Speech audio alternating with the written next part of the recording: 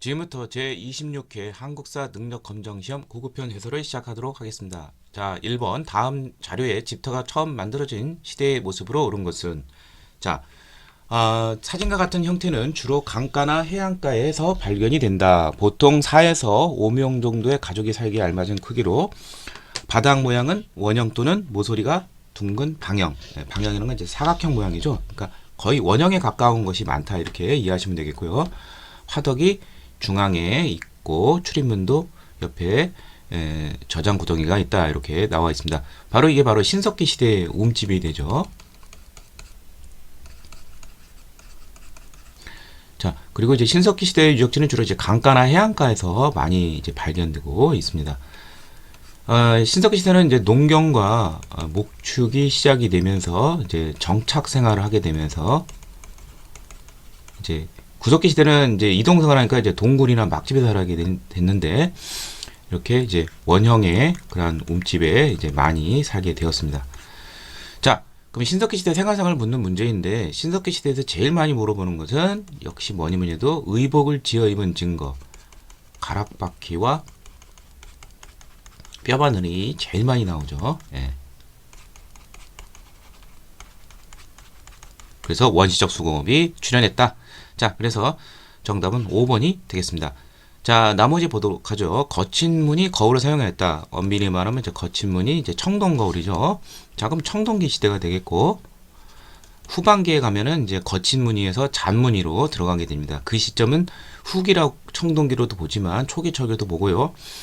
지배자, 계급이 출현했다는 것이죠. 그리고 그러한 무덤으로 고인들이 나온 거 이거 역시 또 청동기의 대표적인 것이죠. 청동기를 시작하였다. 예. 청동기인데 이제 처음에는 우리 한반도에서는 이제 비파형 또는 요령식 동검을 이제 수입해서 썼는데 이제 자체 제작을 하면서 이제 세형 동검, 한국식 동검이 나오게 되죠. 그러니까 이거는 이제 후기 청동기 이렇게 봐도 되고 또는 이제 초기 철기로 볼 수도 있습니다. 자, 금속제 무기를 사용하여 정복 활동을 벌였다. 청동 이후부터는 이제 금속제 무기가 되는 것이죠. 예, 그리고 주변을 이제 정복을 하게 되죠. 강력한 무기를 가지면서. 자, 그래서 정답은 이제 5번이 되겠고요. 다음 2번. 밑줄은 이 나라에 대한 설명으로 옳은 것은 이 나라 동쪽에 국동에 큰 굴이 있는데 수혈이라고 본다. 이것을 우리는 이제 국동 대혈이라고 그러고 이게 제 고구려와 관련이 되어 있는 것이죠. 삼국지 동의전, 위지 동의전을 보면은 우리나라의 초기 국가들이 잘 나와 있습니다. 뭐 부여, 고구려, 옥조, 동의, 삼한인데, 예, 그래서 고구려의 이제 그 10월에 제 동맹이라는 제천 행사가 있죠. 이때 국동 대열에 가서 이제 제사를 지낸다 이렇게 나와 있죠. 자, 고구려에 대해서 물어보는 문제입니다. 자, 고구려의 이제 정치 형태를 보면은 이제 제일 많이 나오는 게 이제 제가회의가 많이 나와요. 가라는 건 부족장을 말하는 것이고 여러 부족장들이 모여서 회의를 이룬 것이죠. 그래서 어느 정도 이제 왕권이 견제되는 그러한 모습을 보여주고 있죠. 그래서 고구려의 제가회의, 백제의 정삼회의, 신라의 화백회의가 있죠. 자, 그래서 정답은 3번이 되겠고요. 자, 그럼 나머지 보도록 하죠. 무천이라는 제천 행사가 있었다. 10월에 이거는 동해에 대한 설명이 되겠습니다. 제천 행사를 정리하면 부여의 영고, 자 여기는 12월이에요. 유일하게 목축업적인 그러한 특징을 보여주고요. 고구려 10월에 동맹, 동해 10월에 무천, 그 다음에 삼한은 두 번 있어요. 5월제와 10월제, 그리고 유일하게 옥저는 없습니다. 자, 가들이 여러 대부족장들이 별도로 사출도를 다스렸다. 그 이름이 말, 소, 돼지, 개, 마우, 저, 구가로 구성이 된 사출도가 국왕회에 따로 자기 지역을 다스렸죠. 이거 부여에 대한 설명이죠. 제일 많이 나오죠. 부여에서. 자, 제사장인 천군과 친성정인 소도가 있었다. 이제 제사장을 보통 이제 군장이 보통 겸임을 하는 제정일치인데 삼한만은 자, 뭐 신지, 읍차, 부뢰 같은 뭐 다양한 군장이 있지만 제사장은 천군이라고 따로 있고 이 사람이 관하는 지역이 소도죠. 여기에는 정치 권력이 침범을 못해요. 그래서 이것은 재정 분리의 모습을 알려주는 모습, 그러한 곳이다. 이렇게 이해하시면 되겠습니다. 사회 질서를 유지하기 위해 범금 8조 또는 8조법을 만든 나라는 고조선이 되겠죠. 살인, 상해, 절도 요 세 가지에 관한 처벌 조항이 나와 있죠. 자, 정답은 3번이 되겠습니다. 3번 밑줄은 기억의 상황 이후 일어난 사실로 올 것을 고른 것은 자, 한서 조선전인데 자, 여기 보면은 연합 노간이 한을 배반하여 흉노로 들어가자 만도 여기서 말하는 건 이제 위만을 말하는 것이죠. 무리 천여 명을 모아 상투를 틀고 오랑캐 복장을 해서 우리 조선인의 그러한 복장을 한 것이죠. 동쪽으로 도망하여 변경을 지나 폐수를 건너 진의 옛 땅인 상하장에 살았다. 점차 진번 조선인과 옛 연제의 망명자를 복속시켜 거느리고 왕이 되었으며 왕금의 도읍을 정하였다. 즉 위만 조선이 출범한 것이죠. 이게 이제 BC 194년입니다. 자, 고조선의 역사에서 이제 위만 조선을 전후로 해서 많이 물어봐요. 자, 이게 이제 BC 2세기경인데 자, 고조선의 역사가 이제 시험에서 이제 출제되는 것은 이제 BC 3세기경 고조선이 굉장히 이제 강력해지는 것이죠. 그래서 이때 이제 이런 특징이 나오는데 뭐 부왕, 준왕과 같은 왕위가 세습이 된다든지 그다음에 뭐 상, 대부, 장군, 박사 뭐 이러한 중앙 어떤 관료 조직이 이렇게 나타나게 됩니다. 예, 그만큼 세졌다는 것이죠. 그리고 당시 중국 북경 쪽에 자리 잡고 있는 전국 시대의 그러한 강국인 연과 대립을 했어요. 그래서 그러다가 이제 그 연 장수 진계의 침공으로 서방 2,000리를 상실했다는 기록이 있습니다. 그래서 고조선의 중심지가 원래는 이제 그 이쪽 요동 지역이었는데 여기서 대동강 쪽으로 이제 중심부가 이동을 했죠. 자, 근데 이제 위만 조선이 되면서 이제 집권 교체 세력이 되는 것이죠. 중국 한으로부터 철기 문화가 본격적으로 수용이 됩니다. 그래서 이제 두 가지 현상이 나타나는데 경제력과 군사력이 세지겠죠. 그래서 이제 철제 무기를 사용하니까 이제 뭐 여러 가지 뭐 수공업이라든지 상업, 교육까지도 이제 늘어나게 되고요. 군사력으로 주변 지역을 정복을 하게 됩니다. 뭐 임번, 임둔, 진번, 임둔 이런 지역을 막 점령을 하고 그러면서 중국에서는 굉장히 고조선을 이제 위협적으로 보게 되죠. 특히 경제적으로 볼 때 고조선 아래에 이제 한반도에 진이라는 연맹체가 있는데 이 사이에서 고조선이 중개 무역으로 번성을 하게 됩니다. 자, 그러자 한 무제 때 결국 침공을 당하게 되는데 이제 그 처음에는 이제 잘 버티고 그랬는데 점차 전쟁이 장기화되면서 이탈 세력이 있게 됩니다. 그만큼 이제 위만 조선 자체가 유이민 세력이 들어왔기 때문에 토착 세력 외에도 그래서 여기도 보면은 점차 진번 조선인과 옛 연제 망명자 뭐 이렇게 좀 복잡한 구성이다 보니까 위기 시에 이탈 세력이 나타나게 됩니다. 그래서 대표적인 게 여기 보면 이제 조선상 역계경이 무리를 이끌고 남쪽 진 연맹체 진국으로 갔다. 네, 뭐 그런 것이 마지막 한해 침공 때 있었던 그런 일입니다.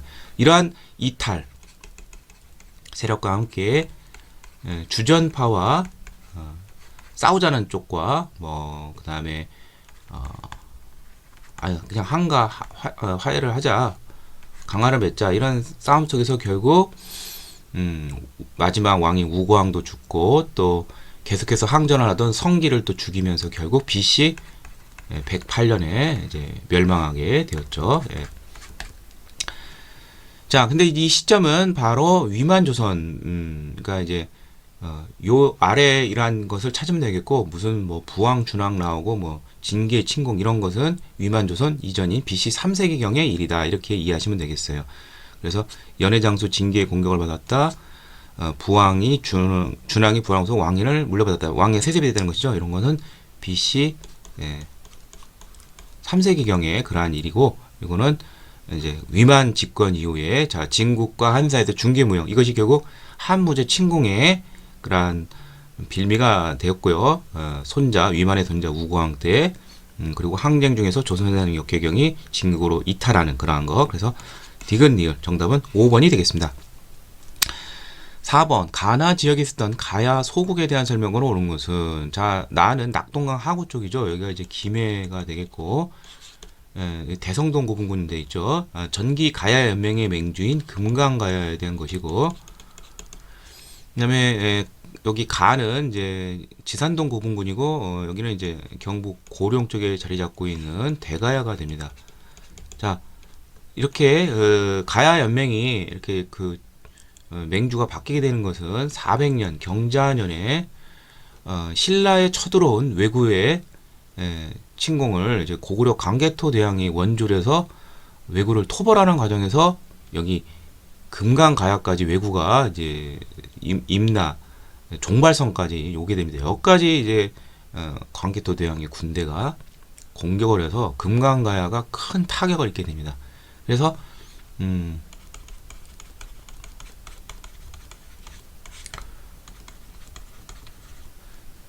전기 가야명이 이제 붕괴되고 이후 이제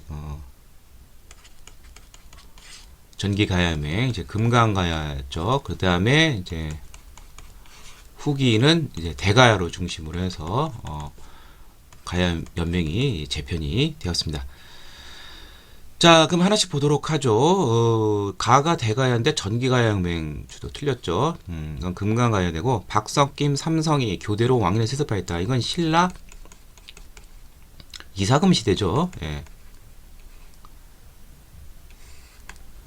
틀렸고 신라 진흥왕에 의해 정복이 되었다. 자, 전기가야명의 맹주인 금강가야는 자 가야란 모두 신라로 복속이 되는데 532년 버풍왕에 의해서 흡수가 되고요. 대가야는 진흥왕 때인 흡수가 됩니다. 562년. 그래서 금강가야는 버풍왕이니까 이것도 역시 틀렸고 고구려군의 공격으로 400년 경자년 세력이 약화됐다. 이게 맞는 내용이 되겠네요. 정답은 4번이고 이사금이란 지배자 칭호 이거는 신라가 되죠. 신라는 이제 왕의 칭호가 거서관, 군장이라는 의미가 있고 뭐 차차웅, 남의 차차웅 이건 뭐 무당 또는 제사장의 의미고 그 다음에 이사금 연장자의 의미인데 이때 이제 박석김 돌아가면서 하다가 대군장이라는 의미의 이제 마리간이 나오죠. 내무랑 이후로 그러다가 지증왕 때부터 왕호 중국식 이 명칭이 나오게 되는 것이죠. 다 이거 신라와 관련이 된 것입니다. 자, 정답은 4번이 되겠습니다. 5번 가 인문에 대한 설명으로 옳은 것은 자 중령 이북은 본래 우리 땅이니 너희 신라가 그러면 이 가는 신라 사람이고 돌려주지 않는다면 너는 돌아가지 못할 것이다. 그렇다면 이것은 신라가 진흥왕 이후에 이제 한강령을 차지했잖아요. 그 이후의 사실이 되겠고요. 이는 신하인 제가 마음대로 할 수 있는 것이 아니니 기국의 요구를 따를 수 없습니다. 이게 바로 이제 김춘추가 되겠습니다. 나중에 이제 무열왕이 되죠.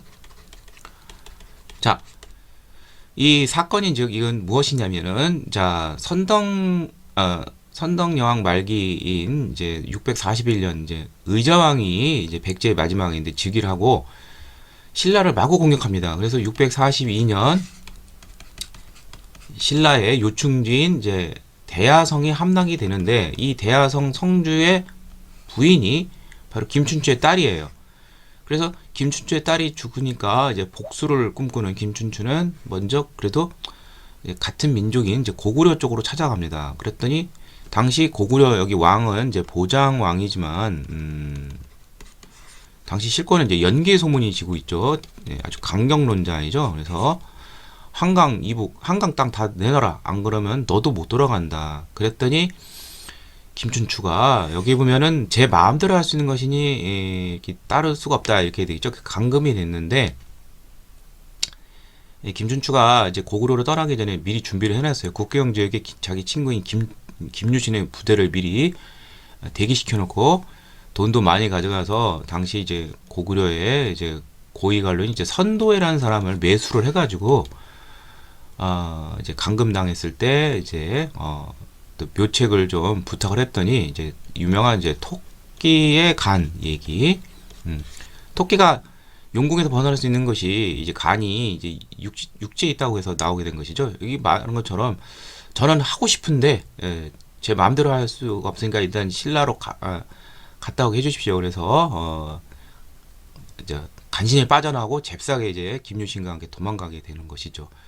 물론 즉그 이제 알게 됐지만 이제 잡을 수가 없었고 김춘추는 고구려 여기서 이제 실패를 하자 이제 어디로 가냐면 648년 당으로 가서 드디어 나당 동맹을 이제 체결하게 되었습니다. 그리고 이때가 이제 이건 이제 선덕여왕 때이고 이거는 이제 진덕여왕 때입니다. 이제 성골이 끊어지게 되는 것이죠. 진덕여왕이 죽은 654년. 그래서 이제 성골이 없으니까 이제 진골 출신으로 이제 처음 왕위에 오르게 된 것이 바로 김춘추 태종무열왕이 되겠습니다. 그리고 이미 나당 동맹을 이제 체결을 하고 친구인 김유신이 이제 군권을 장악하는 등 사실상 김춘추는 진덕여왕 때 실권자로 나서게 되고 당시 이제 국왕의 어떤 가신적 기구인 뭐 왕실의 어떤 재정 뭐 이런 것과 관련되어 있는 품주를 개편을 해서 일종의 어떤 행정기구로 바꿔버립니다. 그게 바로 국왕 직속의 어떤 행정기구인 집사부를 이제 설치를 하는데 영향력을 끼치게 되죠. 그래서 무열왕 이후 신라 중대가 되면 집사부의 영향력이 커지게 됩니다. 그리고 결국 친당 외교가 되겠죠. 그리고 660년 백제를 멸망시키는 것까지 보고 661년에 졸하게 되죠. 죽게 됐다는 소리죠. 자, 그래서 정답은 5번이 됩니다. 집사부의 설치를 건의하고 친당 외교를 주도하였다. 이게 바로 나당 동맹과 관련이 되어 있다는 것이죠. 3점짜리예요. 자, 나머지를 유추해서도 김춘추가 아닌 것을 알 수가 있어요. 자, 당을 몰아내고 삼국을 통일한 것은 이것은 나당 전쟁까지 거쳤다는 것이죠. 그 아들인 문무왕 때이고 성골 출신으로 왕이 된 마지막 인물은 앞서 얘기했듯이 진덕여왕이 되겠고요. 자장의 건의로 황룡사 구축목탑을 건의를 받아서 건립한 사람은 선덕여왕이 되겠고요. 김흠돌의 난을 진압하고 귀족을 수청한 것은 무열왕의 손자인 신문왕 때이죠. 신라 전제왕권을 중대 전제왕권을 확립을 했죠. 자, 그래서 정답은 5번이 되겠습니다. 6번 밑죽은 왕의 재위기간에 있었던 사실로 옳은 것을 보기에서 고른 것은 왕 10년 대성이 이거 김대성이 되는데 이 사람이 이제 불국사를 창건했죠. 불국사하고 또 하나가 이제 유명한 석굴암. 이게 바로 이제 경덕왕 10년이니까 751년인데 자, 이 왕은 결국 경덕왕입니다. 그리고 뭐 이거 잘 모르더라도 국사 공부 많이 교과서도 한 사람은 이제 노급이 다시 부활했죠. 757년. 그러면 이 경덕왕의 업적을 물어보는 문제예요. 2점짜리지만 상당히 난이도가 있는 좀 생소한 문제일 거예요. 경덕왕의 업적은 이제 많이 나오는 것이 여기 나온 것처럼 문화적으로는 불국사 석굴암, 그 다음에 노급이 다시 부활했다. 이거 이제 귀족들이 반발했다는 것이죠. 그리고 지나친 이제 그 한화 정책이 이제 펼쳐진다. 중국화 시키는 것이죠. 그래서 관직이라든지 지명 같은 데 있어 우리 신라에 고유한 것이 이제 중국 한자식으로 이제 다 계칭이 됩니다. 그거 알아두시면 돼요. 자, 그럼 하나씩 보도록 하죠. 독서 상품과를 실시하여 관리를 채용했다. 국학의 학생을 대상으로 해서 독서 능력에 따라서 관리로 상중하, 즉 관리를 채용하는 시스템을 만든 사람은 신라 하대 원성왕이 되겠죠. 788년. 지방행정구역의 명칭을 중국식으로 바꿨다. 한화정책. 이거 맞는 내용이죠. 자, 그 다음에 조심해야 돼요. 성덕대왕 신종을 완성하여 봉독사에 안착했다. 경덕왕의 아버지가 이제 성덕왕이에요. 뭐 정읍을 정전을 지급한 걸로 농민들에게 유명한 사람인데, 그러면 그 아들이 완성했지 않을까 이렇게 생각이 쉬운데, 경덕왕 때 완성이 못 돼서 완성을 한 것은 그 경동왕이 아들은 해공왕이 되죠. 예, 신라 중대 마지막 왕, 왕위쟁탈전이 이때부터 시작이 되죠. 예. 그냥 해공왕 때예요. 그래서 이건 틀린 내용이 됩니다. 예. 자, 그럼 니은은 맞겠죠? 국학을 태학감으로 변경하여 유교교육을 강화했다. 신문왕 때 이제 최고교육을 국학을 했는데 중국에서는 이제 태학이라고 해요. 좀 중국은 태자를 좀 많이 쓰죠. 예. 그래서 이렇게 유교 교육을 이제 강화를 한 거, 예, 이거는 맞는 내용이 됩니다. 그래서 나중에 또 다시 해공왕 때 다시 또 이제 국학으로 이제 변경이 되었습니다. 예, 잠시 이제 경동왕 때 이런 적극적 한화 정책이 있었다는 거. 자, 그래서 정답은 이제 4번이 예, 되겠습니다. 7번 가와 나 사이식에 있었던 사실을 옳지 않은 것은 자 소지 마립간 15년 3월에 백제왕 모대가 이건 이제 소지왕이 되고 이제 모대라는 사람은 이제 그 동송왕이 됩니다. 웅진식이 사신을 보내 혼인을 청하였다. 이에 왕은 이벌찬 비지딸을 보냈다. 혼인 동맹이 체결이 된 것이죠. 자, 그 이전에 이제 눌지와 비왕이 이제 60년 전에 이제 나제 동맹을 맺었어요. 근데 이것을 더 강화시킨 것이라고 볼 수가 있죠.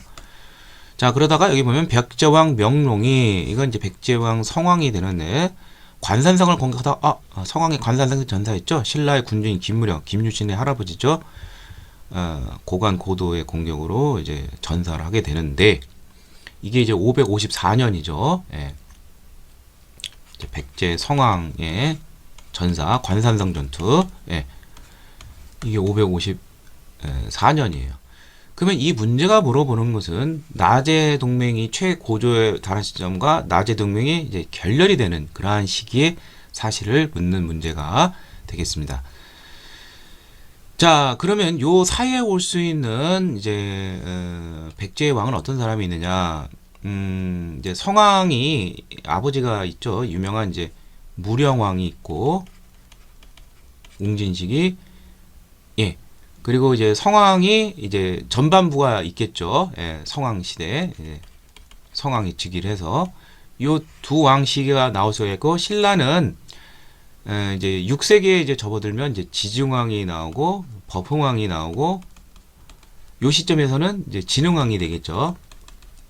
고구려는 뭐 물어보진 않을 거고. 자, 그러면 보도록 하죠. 지증왕, 그러면 들어갈 수가 있죠. 순장을 금지했다. 예, 지증왕이 제위기간은 500년에서 514년이니까 해당이 되죠. 예. 자, 진흥왕이 마운령의 순수비를 세웠다. 자, 그러면 진흥왕 때 이제 성왕이 전사가 됐는데, 자, 진흥왕은 540년에서 576년까지 제위를 했어요. 자, 근데 이 마운령과 또 하나가 이제 황초령비라는 이제 4개의 순수비 중 2개는 마운령 황청리는 오늘날 함경도 지역이에요. 함경도 지역을 나가려면은 먼저 어디를 거쳐야 되겠죠? 한강역을 다 차지한 다음에 더 나가서 이제 함경도까지 가겠죠. 그러니까 이것은 신라의 한강 점령 이유가 됩니다. 대략 황초령 마운령비가 세워진 시점을 568년 정도로 보고 있어요. 예, 그러니까 이거는 해당이 되지가 않습니다. 그래서 정답이 2번이고요. 무령왕은 확실히 안에 들어가죠. 동송왕 그 이후니까 22담로 유명하죠. 그리고 자, 신라가 건원이라는 독자적인 인원을 선정했다. 신라의 중앙 집권을 마련한 이제 법흥왕의 업적이죠. 이건 당연히 들어가겠고. 자, 성왕이 업적이죠. 백제가 이제 웅진에서 사비로 천도하고 국호를 부여해서 남부여로 고쳤다. 예. 이건 성왕의 전사 시점이니까 예, 이건 성왕의 업적으로 당연히 들어가겠죠. 자, 그래서 정답은 2번이 되겠습니다. 8번 가에 들어갈 불상으로 오는 것은 이 불상은 국보 제83호다. 자, 중요한 국보는 좀 외워두셔야 돼요. 뭐 국보 68호 청자상강 운항문매명이라든지 1호에서 20호까지는 쭉 다 알아두시는 게 좋습니다. 자, 근데 이거 모르더라도 뚜렷하게 조각된 눈, 코, 입. 자, 뚜렷하게 조각된 거. 뭐 요거하고 요거 정도? 뭐 요 3개 정도? 그 다음에 옷주름도 자세하게 나와 있어요. 그래? 이게 제일 좀 무난하죠. 자, 그런데 머리에 삼산관을 쓰고 있다. 근데 이건 이제 없죠. 이거 석가열의 불인데 이거 삼산관 이렇게 이게 정답이 됩니다. 유명한 금동 미륵 보살 반가, 이렇게 걸터 앉은 것이죠. 생각하는 모습, 반가 사유상이 되는데, 자, 이거와 똑같이 생긴 게 일본 고류사에 있습니다. 이건 일본 국보 1호가 되는데, 똑같이 생겼는데 다만 재질만 이거는 이제 목조가 돼요. 예, 그래서 이 영향을 받은 것이다, 이렇게 볼 수가 있죠. 자, 그래서 정답은 2번이 되겠습니다. 이 금동 미륵 보살 반가 사형이 또 하나가 또 있어요. 83호 말고 이제 78호도 있는데, 그것은 이제 머리가 삼상관이 아니라는 거. 예, 좀 더 화려한 우리가 흔히 많이 볼 수 있는 그러한 미륵 보살의 그러한 관을 쓰고 있습니다. 그것도 굉장히 수작입니다. 자, 요 1번은 이제 공주, 이제 웅진식이죠. 이제 송정리라는 데서 이제 출토가 된, 이제 이제 금동 미륵 보살 상이 되겠고요. 이제 반가상이 아니죠. 그 다음에 3번은 유명한 이제 충국리, 이제 광주 충국리 철불. 지금은 이제 하남시가 됐죠. 하남 하사창리 철불이 되겠고요. 이거 이제 고려시대의 그런 작품이죠. 그 다음에 4번은 이제 유명한 것이죠. 예, 이건 이제 고구려의 불상인데, 연가 7년이라는 것이 기명이 되어 있는 연가 7년명 금동열의 입상이다. 좀 다른 불상하고 좀 다르죠. 중국 북조 북위의 영향을 받은 것으로 좀 보고 있습니다. 그 다음에 5번은 이제 유명한 발해 문화유산으로서 석가불과 다보불이 나란히 앉아있는 이불병좌상이 되겠습니다. 자, 정답은 2번이 되겠습니다. 9번 다음 자료에 대한 설명으로 옳은 것은, 이것은 일본 도다이사, 동대사, 효소인, 정청원에서 발견된 통일신라의 문서입니다. 그러면 이건 바로 신라 민정문서가 되겠죠. 또는 신라 장적이라고도 하는데, 자, 이거는 뭘 기록한 것이냐면, 촌락에 거기 살고 있는 사람들의 인구와 토지, 보통 세금을 걷기 위해서는 인구대장과 토지대장이 필요하죠. 그런데 여기 민정문서에는 여기에 플러스해서 유실수, 과일, 우마수, 가축수라든지 뽕나무 밭, 이런까지 국가가 필요한 모든 생산 자원을 다 기재를 했다. 그 다음에 인구에 있어서도 보통 이제 성인 장정, 그것을 정이라고 하는데, 16에서 60세 사이에 이러한 군대에 갈 수 있고 이렇게 노동력 써먹을 수 있는. 그런데 이 신라 민정문서에는 남자뿐만 아니라 여자까지 다 조사를 했습니다. 그래서 철저히 연령별로 이제 남자의 것을 기준해서 여자까지 다 6등급으로 나눠서 이제 조사를 했고, 인정의 다과, 사람의 많고 적음에 따라서 이제 또 이제 9등급으로 나눠서 이제 또 이것을 또 기재를 했습니다. 철저하게 조사를 했다, 이것이죠. 자, 그래서 호구 인구수를 남녀별 6등급, 연령별로 9등급 이렇게 구분하여 파악하였다. 5번이 정답이 되겠습니다. 자, 나머지 보도록 하죠. 지방 간의 근무 성적을 평가한 문서이다. 아니죠. 국가물품을 생산하는 수공업자 명부이다. 수공업자는 이제 공장이라고 하죠. 명부를 안이라고 하는데 공장 안이 되겠고, 노비하는 노비 명부가 되겠고, 자, 이름이 비어있는 공명이 되겠죠. 관직 임명장이다. 공명첩. 임진왜란 이후 이것이 남발이 되면서 신분제가 많이 동요됐죠. 재산 상속과 분배에 대한 기록이 나와있다. 재산을 나눈다라는 분재기 뱉다. 분재기가 되겠습니다.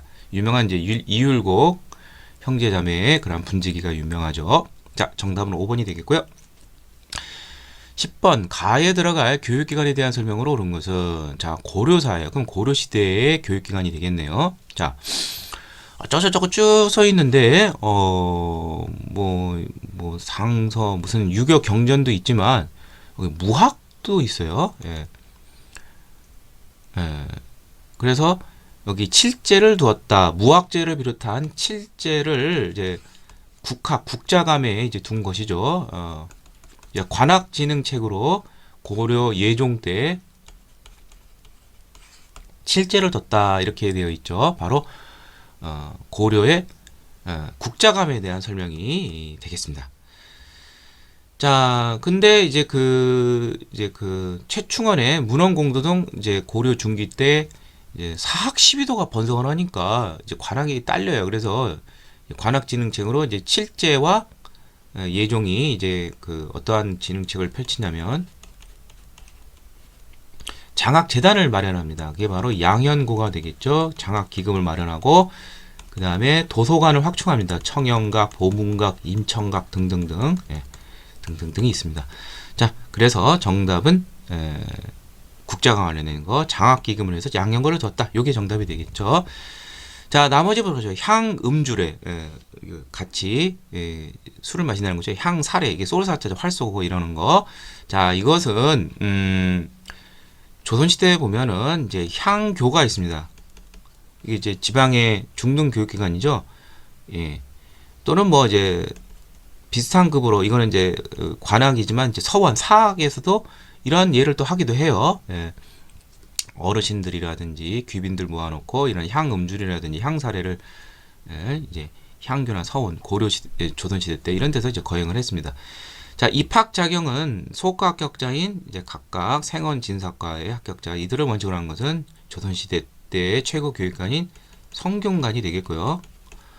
전국의 부목 9년에 다 하나씩 둔 것은 조선시대 때 향교가 되겠고요. 향교는 또한 중앙에서 교관으로 교수나 훈도가 파견이 되어 있는 거죠. 국가가 적극적으로 유학교육을 진행시켰다 이렇게 이해하시면 되겠습니다. 자, 정답은 3번이 되겠습니다.